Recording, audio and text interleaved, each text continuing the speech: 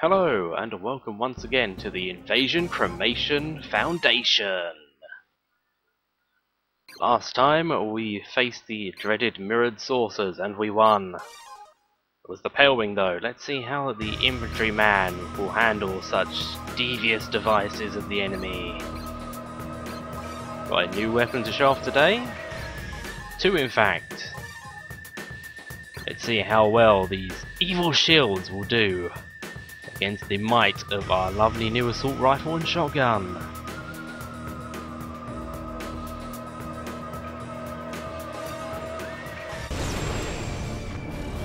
As I skip to the middle of the level, you may infer the answer to my previous question is not very well at all.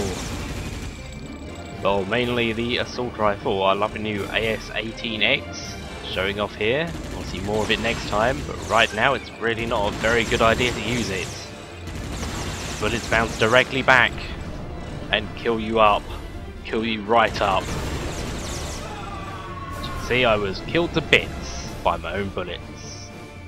How foolish was I? In any case, let's do this properly this time. I've swapped the AS-18X for the standard rapid fire sniping rifle. I will find some more sniping rifles soon. I'm getting bored of this one. Not bored of this gun, however. This is the SG5V, a vertical firing shotgun. They're into the SG5, which we don't have yet, but I will have in 2 videos time. Look out for that one. It's exciting, isn't it?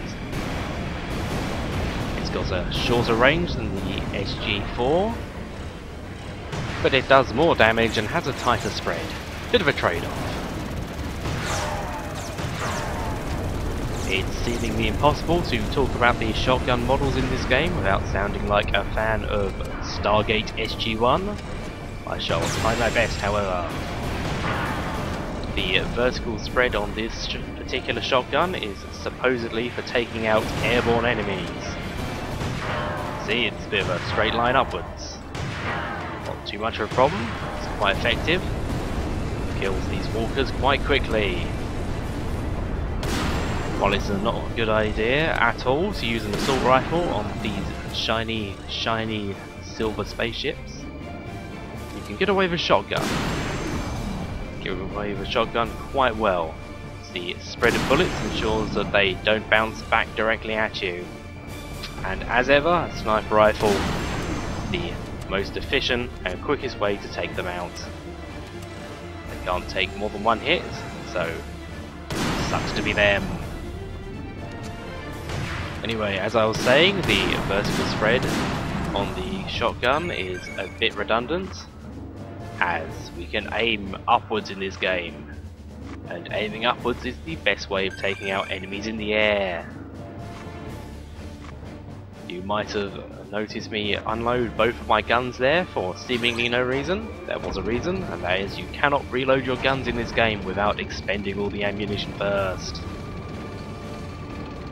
Got a bit of a walk ahead of us, so let's take Percival here on a wonderful tour.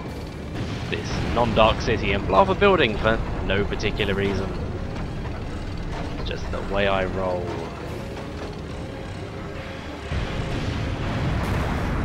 As you can see, tanks are useless against the mirrored saucers.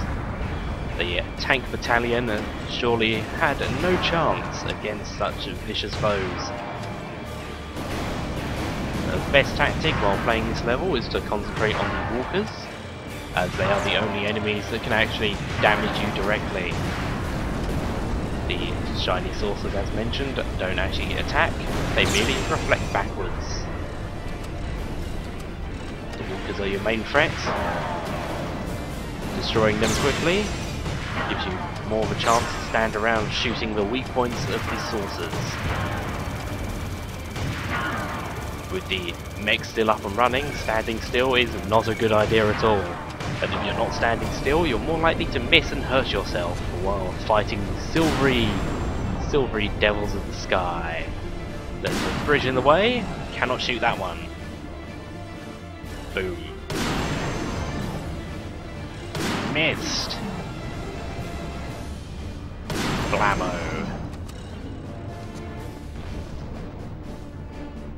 and kablooey! That does it for that amount of saucers. There's another amount over here with the last walker in the level. We could run up and kill it with our shotgun quite quickly, or we could take it out from a distance at very little risk to ourselves.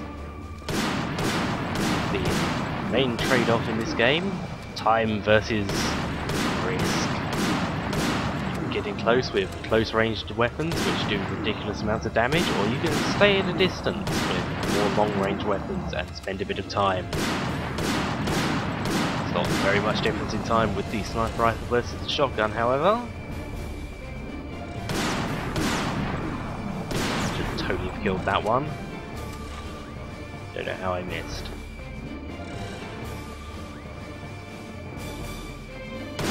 Two sources left, and they cannot kill us unless we're stupid like we were at the start with an assault rifle. Don't bring an assault rifle, you will shoot yourself. Yourself is not who you should be shooting. Mission clear. Fire my new shotgun in the air in celebration. No time to lose, new mission, hill attack. Yes, we're going back. Back to the hive.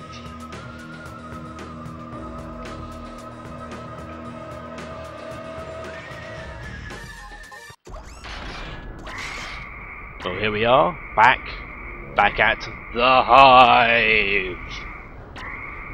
Game insists on calling it the Insect Hill for the moment, which is a much worse name. But new plasma launcher to show off. Well then, the two-shot plasma launcher. It fires two shots. It fires them in a ridiculous V pattern, which ensures you won't hit anything.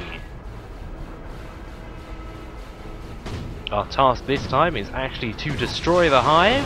Don't know why we didn't do that in the first place. As we'll find out, the hive isn't even that strong. There's already visible signs of damage. Streams of dirt are crumbling from its surface. As before, the hive will spawn enemies at us. These flying ants. Lots of flying ants. Like with the carriers, it is in our best interest to kill the hive as quickly as possible. The faster you kill the monster spawner, the less monsters you'll have to deal with. Killing monsters makes more appear. It is a waste of time.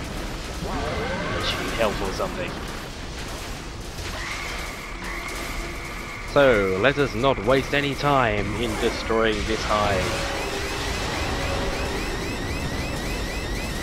I brought along the Thunderbow 10 once again, simply because it has an ammo capacity, and as I'm wasting a lot of energy firing plasma bolts at this thing, it's nice to be able to shoot while you run out.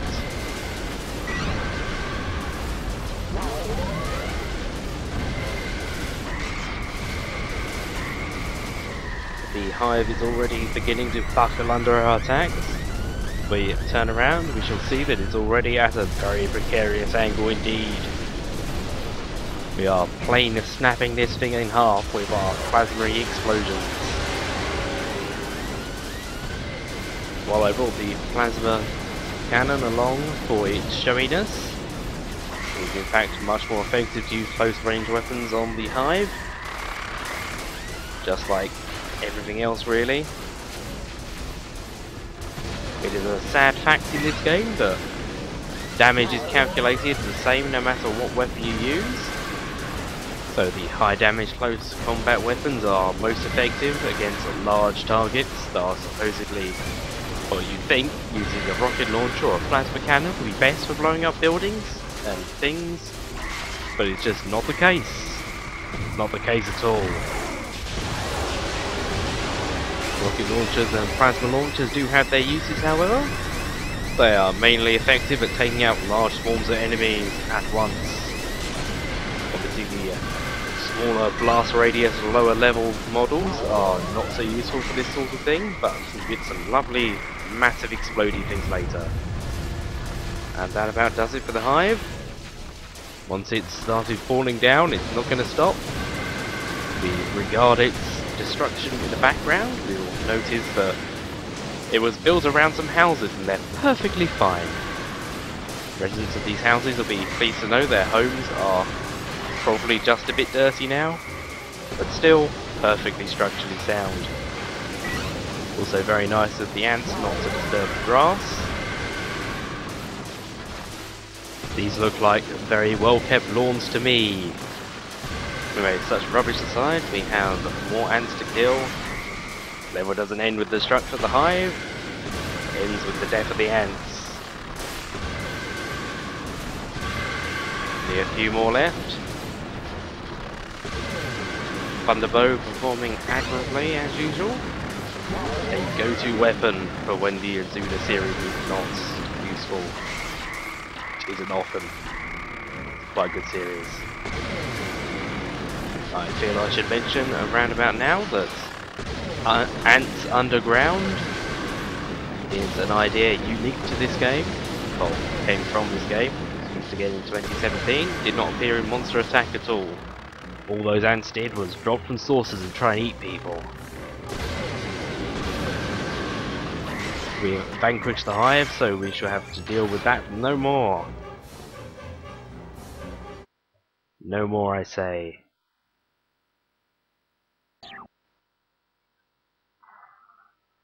For today's little bonus extra, I'm going to show off one of the more notoriously useless weapons in this game.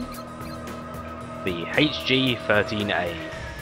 You may notice that we've picked up a lot of HG whatever A's. 13 is a ridiculously high number, however. Let's go and see how well it performs in the field.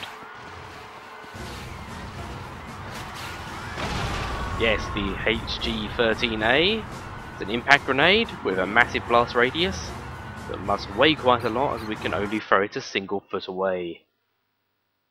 Shall have another go? Maybe jumping will help. Jumping does not help. Also, that tank's expensive. Should not have blown that up. Hope I don't get in trouble. Bye!